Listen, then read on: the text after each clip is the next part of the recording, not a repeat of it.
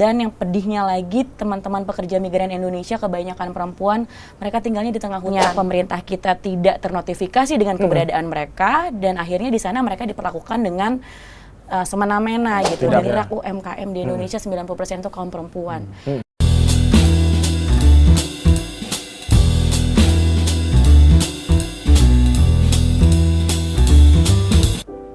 Kopdar lagi di Kopi Partai. Ngopi gue. Ngopi kuy. Kali ini kita ngopinya bareng caleg. Ya. Kalau dia udah 2 kali sebenarnya nyalek. Sebelumnya udah pernah nyalek DPRD DKI Jakarta. Ya. Yang menarik adalah modalnya dikit tapi suaranya gede coy di pemilu 2019. Nah sekarang coba peruntungan Gi. Nyalek DPR RI di Dapil 2 kalau nggak salah ya. Ntar kita tanya. Dapil yang cukup seru itu. Neraka sebenarnya. Dapil 2 Dapil Jakarta. All Star. Oh iya. Langsung aja ada Kak Regina Kak Fani. Regina. Halo. Sama kita sekarang di sini. Jadi Kak Regina ini kemarin dengar abis dari luar negeri kalau nggak salah. Ke dapil, karena dapilnya dapil luar negeri juga kan? Betul Mas. Nah itu dari mana kemarin Mbak? Dari Malaysia Mas kemarin. Dari Malaysia. Ya, baru kembali 2 hari lalu. Ngapain Mbak di sana Mbak? Yang pasti bukan jalan-jalan. Jadi ya memang kesana kemarin itu tujuannya untuk bertemu dan serap aspirasi langsung dari teman-teman pekerja migran Indonesia. Karena kita ketahui saat ini pekerja migran terbanyak itu berada di wilayah Malaysia. Hampir 1 juta totalnya gitu. Yang legal. Yang legal. Yang kalau sama yang ilegal 4-5 juta itu ada. Ada segitu? Seru ya gitu. Jadi sebenarnya buat saya ini nih dengan pencalekan ditaruh di dapil yang tadi Mas bilang mungkin dapil neraka, buat saya enggak Mas. Karena ini sebenarnya justru momen buat cari pahala. Iya. Karena akhirnya jadi bisa punya kesempatan tatap langsung dengan mereka, saya banyak komunikasi, akhirnya kita bisa tahu masalah-masalah apa yang dihadapi oleh teman-teman pekerja migran kan. Jadi di situ saya berkomitmen juga untuk membantu mereka, baik terpilih ataupun tidak, ini udah komitmen pribadi saya. Pertanyaannya, masalahnya apa yuk kemarin yang didapat? Masalahnya yang pertama adalah mereka itu ilegal, mereka tidak punya working permit. Jadi kasusnya banyak juga yang mereka datang ke Malaysia dengan tujuannya adalah berlibur sebenarnya, tapi sebenarnya karena ada agen-agen atau pihak ketiga yang tidak bertanggung jawab, akhirnya mereka dipekerjakan di sana tanpa adanya working permit seperti itu. Jadi tanpa izin kerja lah ya. Betul. Jadi di Indonesianya pemerintah kita tidak ternotifikasi dengan keberadaan mereka, dan akhirnya di sana mereka diperlakukan dengan semena-mena gitu, tidak mendapatkan perlindungan negara. Tidak dapat mendapatkan perlindungan negara, dan di sana juga diberikan upah di bawah upah yang seharusnya. Kemudian mereka juga tidak ada jaminan kerja, jaminan keamanan, bahkan tidak jarang juga yang ada mengalami kekerasan seperti itu. Jadi ini yang sebenarnya harus diperbaiki ke depannya gitu. Kemarin saya juga sudah bertemu dengan beberapa orang di embassy, termasuk atas imigrasi, bagaimana untuk menanggulangi hal ini. Bahkan saya juga turun langsung Mas ke imigrasi Malaysia, mau nggak mau kan gitu. Jadi kita mengetahui secara langsung ada berapa banyak nih yang ditangkap, karena di bawahnya kantor imigrasi Malaysia itu ada selnya, buat pekerja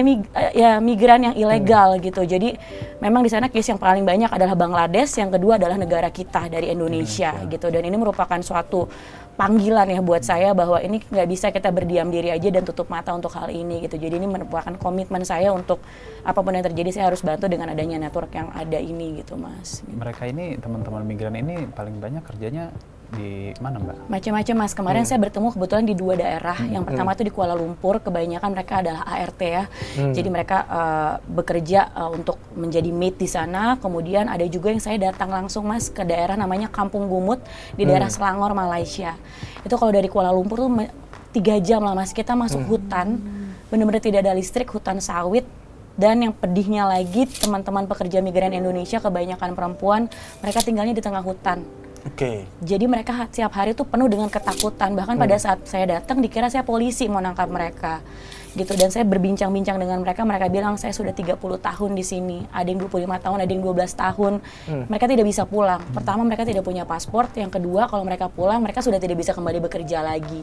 Seperti itu, dan mereka juga dibayarnya juga di bawah upah yang seharusnya, karena kalau di Malaysia itu 1.500 ringgit Mas minimumnya, tapi mereka harus bekerja setiap hari karena ya kembali lagi upah yang mereka dapatkan udah bekerja dalam 7 hari aja itu masih di bawah rata-rata gitu. Dan mereka adalah bekerja di wilayah kebun sawit pada saat itu. Nah itu nanti kalau Mbak Regina jadi nih, kira-kira apa yang bakal diperjuangkan untuk kemudian, terutama misalkan yang perempuan ya, pekerja migran perempuan ini pasti tarafnya lebih rentan gitu kan. Betul. Nggak cuma soal upah, tapi mungkin dapat kekerasan yang bukan hanya kekerasan fisik, bisa juga kekerasan seksual, kekerasan mental dan lain-lain gitu. Nanti apa Mbak yang solusinya lah kalau misalkan jadi nanti? Baik Mas, itu kita nggak usah ngomongin jadi dulu lah ya Mas. Sebenarnya ini konkret aja gitu. Makanya kemarin saya sampai bela-belain masuk ke hutan juga, berbincang-bincang sama mereka sampai 3 jam gitu. Karena ketika saya kembali dari sana, kemarin saya kembali ke Kuala Lumpur, saya langsung datang ke memberikan laporan kepada embassy kita, dan kita juga memberikan laporan kepada imigrasi Malaysia. Saya minta diberikan notifikasi kapan working permit ini bisa dibuka. Karena sebelum saya mengunjungi mereka itu sudah diinfokan, maaf Regina, ini kita sudah tutup working permit karena sudah terdapat 1,1 juta pekerja yang sudah submit untuk working permit, dan saat ini kuota sudah ditutup seperti itu. Jadi saya melakukan kontak secara langsung dengan imigrasi Malaysia, dan ini mereka akan memberikan notifikasi kepada saya sehingga ini bisa saya sampaikan terus kepada teman-teman Indonesia yang ada di sana gitu. Jadi ini merupakan hal-hal yang sebenarnya kita nggak bisa tunggu lama-lama Mas, bukan masalah jadi apa nggak jadi, karena buat saya mereka bukan objek politik gitu. Ini masalah humanity gitu. Jadi memang saya juga akan kembali lagi pada minggu depan ini di tanggal 19 untuk bertemu langsung dengan mereka dan memfollow up masalah paspor mereka yang sudah expired. Kemudian banyaknya juga calo-calo ketika mereka mau datang Mas, perpanjang paspor itu harus melewati pihak-pihak ketiga yang tidak bertanggung jawab.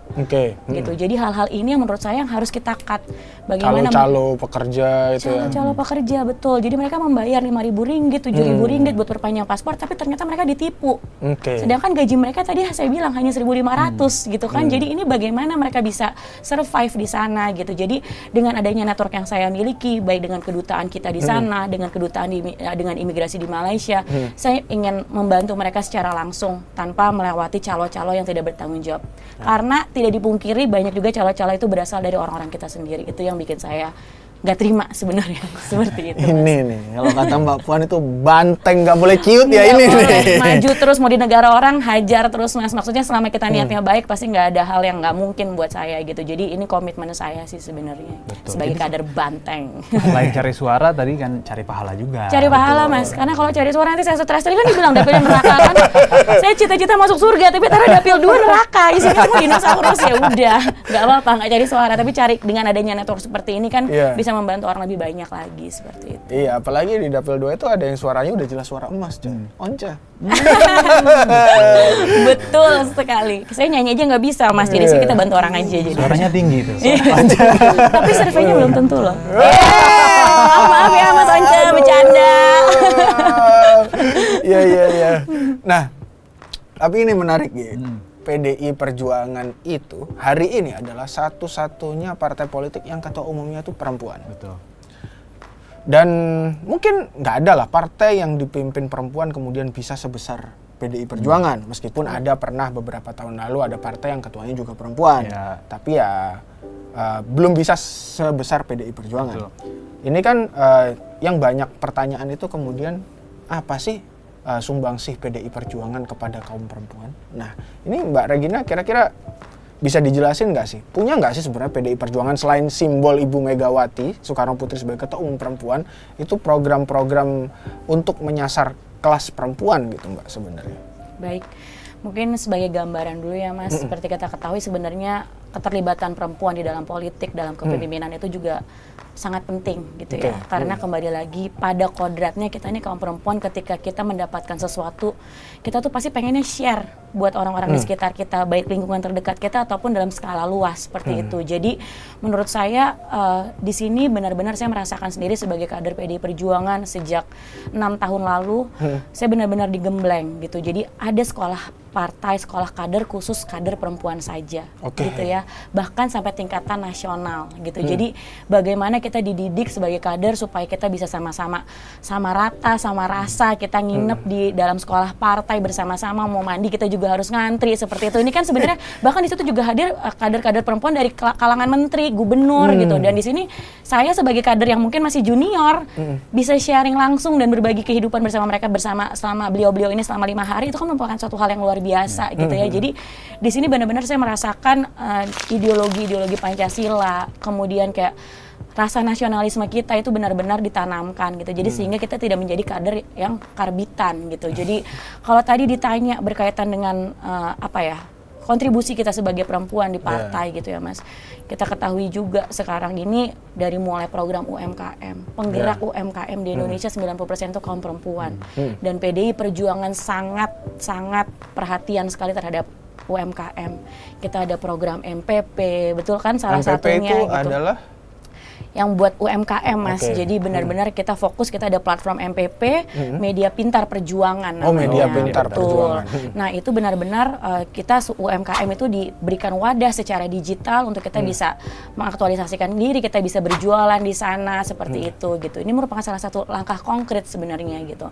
Dan mungkin karena saya juga ada di struktur partai di Jakarta Selatan sebagai wakil ketua di bidang ekonomi kreatif, saya juga sering memberikan pendampingan kepada pelaku UMKM perempuan dengan mengajarkan mereka membuat produk industri rumahan. Pada saat COVID kemarin kita juga mengajarkan mereka untuk membuat masker dari kain perca. Pengkaryaan lah Mbak ya. Betul, pemberdayaan perempuan lebih seperti itu gitu. Jadi akhirnya kami berharap di sini dengan program-program sederhana seperti itu bisa punya dampak langsung. Dan akhirnya para perempuan ini bisa mandiri secara finansial. Jadi kita sambil mengurus keluarga, ngurus suami, ngurus anak, tapi kita tetap bisa berkarya dan menghasilkan. Seperti itu sih Mas. Jadi ini emang benar ya bahwa kemudian itu bukan hanya simbolik lah ya kalau cuman karena Bu Mega ketua umum perempuan gitu, tapi memang ada langkah konkret lah, ada langkah nyatanya Mbak ya. Betul. Memberdayakan perempuan. Memberdayakan Tadi perempuan. salah satunya UMKM ya kan. Betul. Nah, dampak dari itu apa Mbak, dari pemberdayaan segala macam yang udah Mbak Regina lihat gitu Iya. sejauh ini? Jadi saat ini memang yang pribadi saya alami ya Mas, karena memang selain ini adalah program partai, ini pun saya lakukan komitmen pada saat saya turun melakukan kampanye gitu. Jadi saya banyak memberikan program-program pemberdayaan masyarakat, mengajarkan mereka membuat produk yang akhirnya ekonomi kerakyatan ini bisa berputar seperti itu. Karena dengan kita mengajarkan bikin produk nih Mas, souvenir, contohnya seperti sabun, shampoo dan lain sebagainya seperti itu. Akhirnya tetangganya kawinan beli souvenirnya di mereka. Diberikan label pakai nama pengantennya. Tetangganya kitanan beli souvenirnya di mereka. Jadi dari sini warga sekitar jadi terhidupi gitu. Warung-warung sekitar pun dirangkul sama mereka. Mereka dari hasil bikin produknya pakai merek mereka sendiri, mereka taruh di warung-warung. Sistemnya bagi hasil dengan warung, bahkan ke pasar seperti itu. Jadi menurut saya terkadang kita suka bingung ya, datang janji-janji caleg gitu. Kalau saya malah datang ke mereka, saya tagih janjinya. Bu, kemarin udah saya ajarin bikin produk, mana hasilnya? Iya kan Mas? Saya mau datang mau beli nih karena mau saya bantu promosikan gitu kan. Akhirnya ibu-ibu tuh, lah ini gimana ya malah kita yang dikejar janji ya, karena memang begitu adanya gitu. Saya tidak pengen terbuai dengan sekali datang habis itu sudah gitu, karena balik lagi masyarakat ini bukan objek politik gitu. Seperti itu. Tapi harus diberdayakan. Ini betul. Kalau dengar ceritanya Regina ini, Bung Karno dari kubur pun tersenyum coy. Mas, Karena 2024 butuhnya suara. Jatuh tuh. Nggak apa-apa. Nah, maaf ya, mancing dulu. Nah, ini saking semangatnya. Gara-gara Bung Karno sih lu. Tapi bener loh, karena Bung Karno itu nulis buku Sarinah, itu kan kita tidak membayangkan bahwa Sarinah itu sosok perempuan yang wah gitu loh, yang dari kalangan ningrat atau gimana. Tapi Sarinah itu ya perempuan biasa, yang dekat dengan Bung Karno, terus merawat dia. Dan terus Bung Karno itu banyak belajar kan dari Bu Sarinah itu yang merawat dia gitu kan. Dan ya kayak orang-orang yang diberdayakan oleh Regina ini kan, Mbak Regina gitu loh, bahwa orang-orang biasa yang kemudian bisa naik kelas. Ya, bahkan bisa jadi sumber inspirasi dari Bung Karno. Betul. Sampai akhirnya jadi buku kan. Makanya sangat mungkin kan kalau Bung Karno masih ada nih hari ini gitu dan bisa melihat, pasti tersenyum dong dengan perjuangan Sarina modern ini ya, kan. Biasa. Butuhnya suara Mas, bukan gombal. Tolong dibantu ya. Ini gombalan buat calon pemilih maksudnya. Iya, siap. Nanti hitung-hitungan aja di Iya, belakang. iya. Maaf ya, nggak main money politik. Jelas ini. Ini. Bener nih, udah paling bener. Nah, bicara lagi nih soal tadi kan dampaknya mereka kemudian jadi punya penghasilan baru kan Mbak ya. Nah, cuman masalahnya kemudian hari ini yang masih ini perempuan itu juga masih rentan ketika mereka sudah mendapatkan penghasilan, tapi masih ada kadang masalah domestik tuh Mbak. Betul. Mereka udah bekerja, udah punya penghasilan, suaminya ngomong, ngapain sih kerja gitu. kerja mulu kayak Jokowi ngapain gitu kan. Coba ngurusin anak aja gitu, segala macam. Nah itu dikasih pengertian juga nggak sih Mbak, atau pendampingan juga nggak soal macam itu? Iya. Nah ini sebenarnya Mas, kenapa saya mengajarkan para kaum perempuan untuk kita bisa mulai berusaha bikin produk dari rumah. Namanya industri kecil rumahan. Jadi tanpa meninggalkan tugas sebagai seorang ibu, tugas sebagai seorang istri, kita tetap bisa menghasilkan dari rumah gitu. Jadi seringkali juga ketika saya memberikan pelatihan seperti ini, ibu-ibu ini juga, Bu bentar ya saya mau jemput anak sekolah. Silakan Bu, saya tungguin di sini gitu. Tapi habis itu mereka lanjutin lagi bikin produknya gitu. Nah ini kan dari rumah akhirnya mereka bisa jadi jualan di online juga. Bahkan ada yang kemarin, Bu saya punya saudara di Tegal, 5 produknya saya kirim ke Tegal ya. Jadi mereknya dia juga udah nyampe ke kota lain gitu. Jadi kan sebenarnya mereka sambil dari rumah gitu. Jadi sebenarnya sebagai kaum suami tidak ada halangan untuk bilang nggak boleh kerja gitu, karena ini kerjanya dari rumah gitu kan gitu. Jadi sebenarnya ini adalah langkah pelan-pelan sederhana gitu yang bisa kita edukasi ke masyarakat bahwa tidak ada hal yang nggak mungkin kalau kita punya kemauan gitu. Bahkan dari sosok suaminya sendiri saya juga banyak ngobrol, terbantu dengan adanya pemasukan tambahan ini, ibaratnya buat nambah-nambah dapur. Belum lagi kalau anak minta jajan Mas setiap hari kan ke supermarket, minta pesan online seperti itu. Jadi ini yang sebenarnya juga edukasi kepada masyarakat gitu. Iya, jadi soal kemandirian ini. Betul, mandiri secara finansial. Iya. Nah, Mbak Regina sepakat nggak sih bahwa kemandirian perempuan dari taraf yang paling dasar soal ekonomi itu akan menciptakan kemudian kesetaraan bagi perempuan, kesetaraan hak perempuan di ruang-ruang politik? Iya betul, kembali lagi sebenarnya kalau masalah kesetaraan ini kita sebagai kaum perempuan juga tentunya membutuhkan support system yang sangat real dan konkret seperti itu ya. Karena saya pribadi sebagai contoh gitu, saya pribadi yang benar-benar masuk ke politik dalam usia yang muda dan di sisi lain saya juga menjalani bisnis juga, kemudian saya punya anak-anak juga yang masih kecil gitu. Tanpa adanya dukungan dari pasangan ataupun dari orang tua saya tidak mungkin bisa sampai sejauh ini gitu. Mungkin secara manajemen waktu dan segala macamnya kan gitu. Jadi menurut saya peran perempuan itu bisa dimaksimalkan, tapi kami tidak bisa jalan sendiri tanpa adanya dukungan dari orang-orang sekitar kami gitu. Karena ketika kita mencapai suatu posisi tertentu, tapi lingkungan keluarga terdekat kita tidak bisa mendukung itu, maka kita tidak akan bisa kemana-mana dan kita tidak akan maksimal apa yang kita kerjakan. Jadi tetap butuh affirmative action. Betul. Perlu ada support system juga yang support baik. system, betul. Bukan berarti kita sebagai perempuan di politik atau kita sudah ada jabatan tertentu, akhirnya kita jadi lupa diri. Oh, saya jadi bisa semuanya sendiri. Enggak seperti itu, karena kembali lagi kita ini berbuat buat sesama, otomatis untuk lingkungan sekitar kita dulu, keluarga terdekat terlebih dahulu, setelah itu baru ke masyarakat luas, seperti itu. Jadi ini selain woman support woman gitu, sebenarnya memang secara teorinya gitu, agar ada kesetaraan hak perempuan terutama di ruang politik, memang harus ada affirmative action. Betul. Nah, jadi ada dikasih ruang dulu untuk kemudian perempuan itu bisa maju dalam politik, dikasih kuota istilahnya kalau 30%. Itu Mas Ganjar kalau nggak salah dulu yang ngusulin. Betul. Di undang-undang itu ya? Betul. Minimal 30%, keterwakilan perempuan di parlemen ya? Nah, ngomongin soal Mas Ganjar nih Mbak, kemudian Mas Ganjar kita tahu lah jelas banteng, ya kan? Tapi program nomor 3. Regina juga nomor 3. PDI Perjuangan juga nomor 3. Nah, enak nih kalau kampanye sebenarnya. Coblos nomor 3. Iya, dari mulai presiden, partai sampai caleg DPR RI. Cocok semua. Cocok ya. Sayang bukan dapil situ gua. Gak dapat 1 suara. Ya, udah. Gak dapat 2 dia juga. Tapi punya temen kan, anak Jaksel. Nah, cobalah Mas, tolong diarahkan. Kalau Indonesia mau maju, paling nggak kita bisa kontribusi dikit-dikit ya. Ya teman-teman anak Jaksel, which is kalian butuh kemudian. Ini udah jelas nih. Tadi kan udah dijelasin apa pandangan segala macamnya. Inilah. Iya. Inspirasi regenerasi Mas. Jadi kita butuh adanya regenerasi juga di partai PDI Perjuangan. Nah itu, balik ke Mas Ganjar tadi yang nomor 3. Mbak Regina melihat nggak sih ada program-program signifikan dari Mas Ganjar atau program yang bagus lah untuk peningkatan kaum perempuan itu sendiri Mbak? Iya, pastilah Mas gitu ya. Jadi sebenarnya kita lihat seperti yang sudah diutarakan oleh Bapak Ganjar dan Bapak Mahfud MD juga.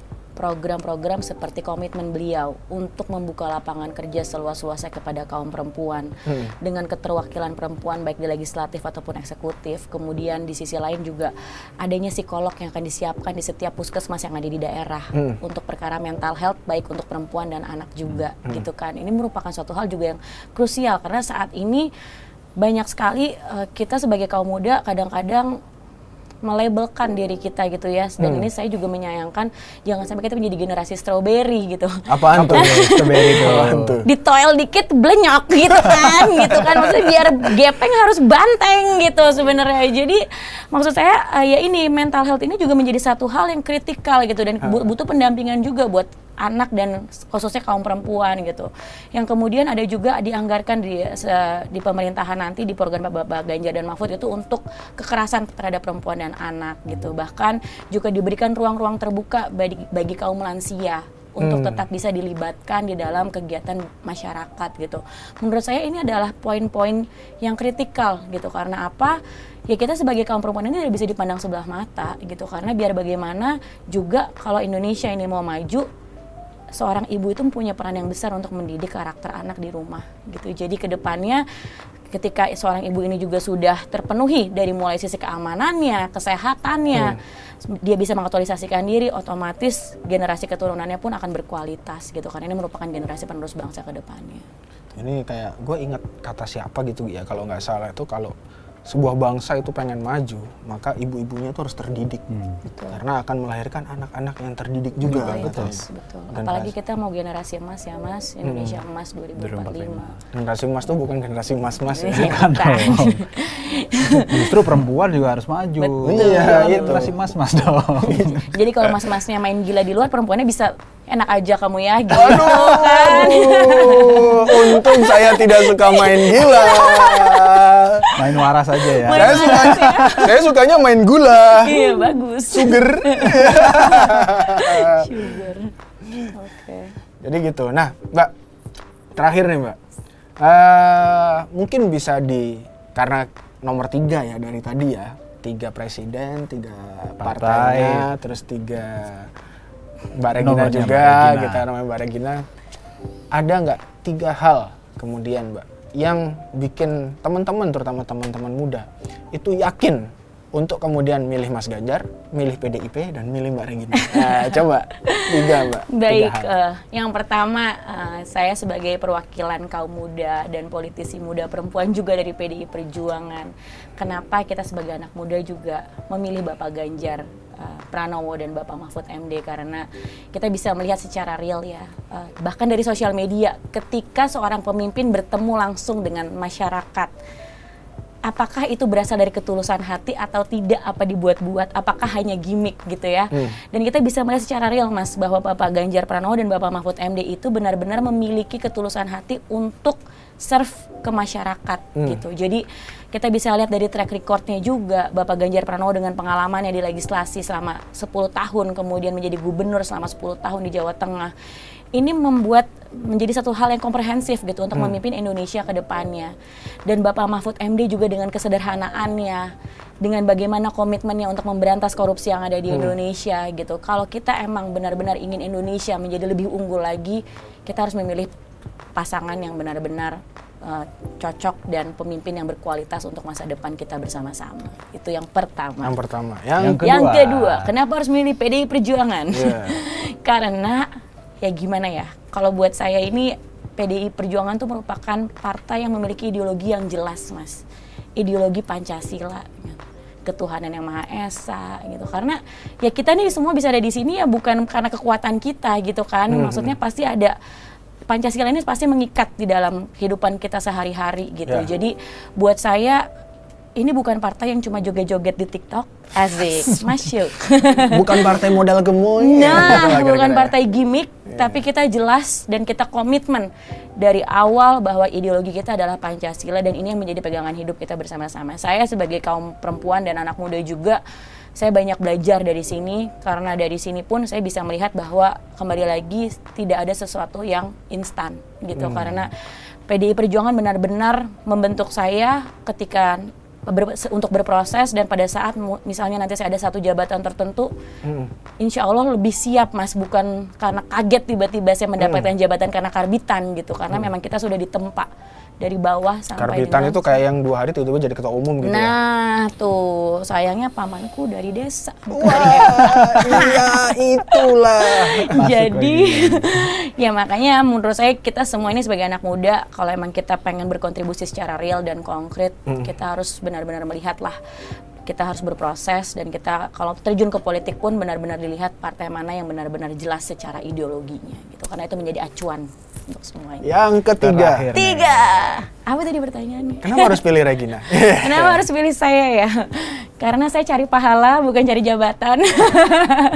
Nggak ada yang bercanda. Jadi kalau misalnya, kalau saya sendiri pribadi memang saya berkomitmen. Sebelum saya masuk ke partai politik pun, saya sudah melakukan program pemberdayaan perempuan dan pemberdayaan masyarakat itu sejak 8 tahun lalu. Gitu. Jadi panggilan untuk berbuat kepada orang lain ini merupakan panggilan yang sudah ada dari dalam. Gitu. Jadi bukan karena saya masuk politik, saya nyalek, jadi saya ya udah nih sekalian gitu, aji mumpung gitu, enggak gitu. Karena memang ini komitmen saya sebagai individu secara manusia seperti itu. Makanya saya juga pilihnya Partai PD Perjuangan karena kita touch langsung terhadap wong cilik.